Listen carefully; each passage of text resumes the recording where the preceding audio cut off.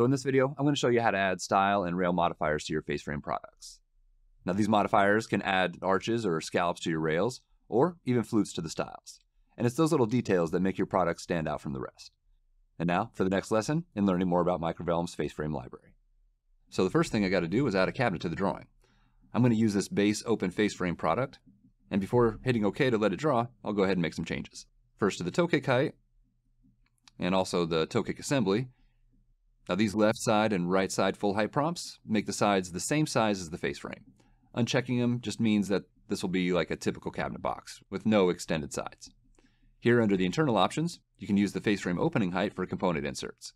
Instead of it using the overall inside height of the cabinet, it's going to use just the opening of the face frame.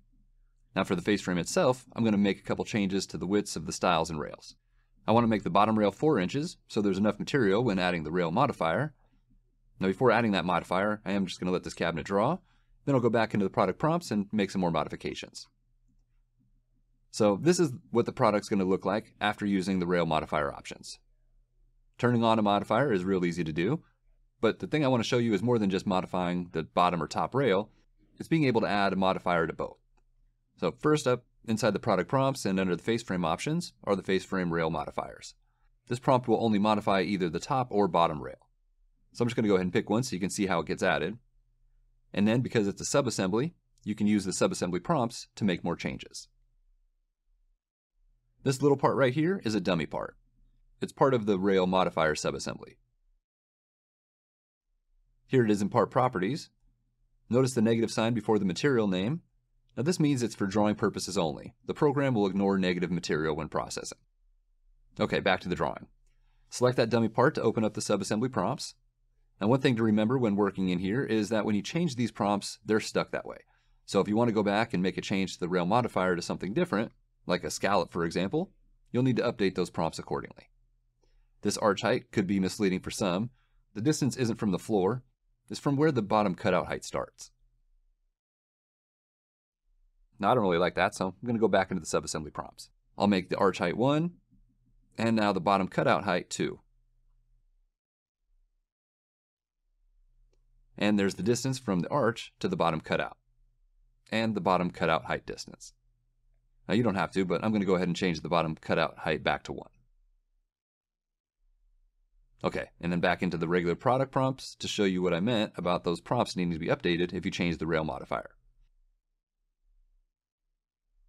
So after changing it to a scalloped top rail, it's time to update those subassembly prompts. I'm going to change the distance between cutouts to get rid of that sharp point. And instead of just overwriting the formula, you can right-click in the text box and add to the existing formula here. This is a good way to keep your products or subassemblies parametric. And to change the quantity of the cutouts, you want to set a new target width. Because the quantity of cutouts prompt is formula driven, it's best to let it change based off the target width. And just like the other prompt, just add to the end of the formula. Right-click in this open space and select refresh to see that quantity update. Alright, good. Got rid of that sharp point. So this is how you can add a modifier to a top or bottom rail, but what if you want a modifier on both top and bottom? To do that, you need to add a separate subassembly. Start off by opening up the product prompts, right-click in the menu to show the subassemblies, and here's the list of subassemblies in the product. Before adding a new one, I'm going to add a comment for the modifier that's already here, so I know it's for the top rail. Now I can add a new subassembly from the library. Open up the face frame category, add a new face frame rail modifier. You can right-click and select Add Subassembly. Okay, this part is important. Make sure that the base points of this new subassembly match the one from above. You can do it here, or since I need to make a change to the dummy part, I'm going to do it through Edit Design Data. This way I can just go ahead and copy and paste the cells in the spreadsheet. Now notice, because the base points aren't right, that new modifier didn't do anything. Selecting that dummy part will open up the S workbook for the top rail modifier. In this section of the L workbook, I'm going to copy and paste the correct X, Y, and Z origins. Now I have two subassemblies with the same name, and that's why I added that comment. So this one is for the top rail. I also know that because the S is red, which means it's already been changed and saved back to that row. I want to move that dummy part's origin up in Z towards the top rail, so I know which one to select to show the subassembly prompts. I'm just going to add the prompt name height to the Z origin. And just for fun, open the new subassembly file. See that S in the corner of the workbook is green? That's telling me it is the new one. So I'm good to go. I can get back into the drawing and make that bottom rail have a 3-sided cutout with an arch. Now that top rail dummy part isn't exactly where I want it, but that's good enough. Okay, now select the dummy part on the bottom rail. That's interesting. So if this message appears that the subassembly has not been set yet, you'll need to go through the product prompts and dig down into the subassembly prompts. Once the modifier option is changed and the product is redrawn, you can use that dummy part to access the prompts for the subassembly. And now for the second half of training. So I have this small kitchen with a sink cabinet that has a rail modifier and fluted stiles. So let's work together on making this. It doesn't have anything on the intermediate rail, but the chamfered stiles do need some work. So no problem. Just need to make some changes to the product prompts and add the correct subassemblies. So I just dropped in this Farmhouse sink cabinet from the face frame library. First thing is to change the face frame options. I'll make the bottom rail wider and update the front corners to chamfered left and chamfered right. Now once that's changed, new prompts appear towards the bottom. These will affect the width, and then the depth affects the angle of the chamfered corners. Also, I want to get rid of that intermediate stile and give the countertop a new overhang. Okay, so it's close, but I have to add the flutes.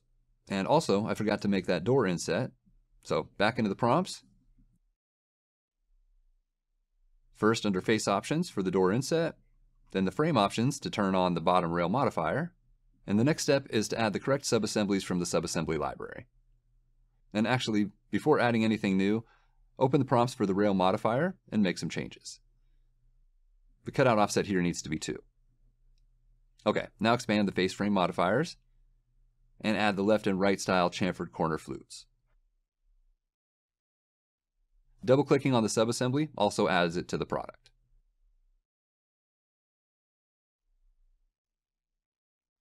And just like every other subassembly, this one also has prompts that can be changed.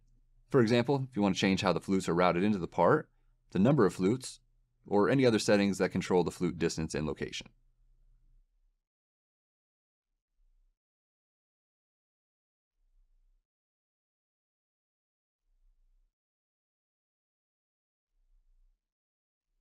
Finally, the last step to get this drawing ready for presentation is a little bit of AutoCAD work. Just a simple fillet to these sharp corners. I'm going to do a 1/2 inch radius for this one, and 1 inch at the chamfered edge. Alright, all done. So that completes this session of training. In the next video of the training plan, I'm going to process this small kitchen for production. Alright, well that completes another round of training. Thanks for taking time out of your day and joining me and learning more about Microvellum Toolbox. I'll see you next time.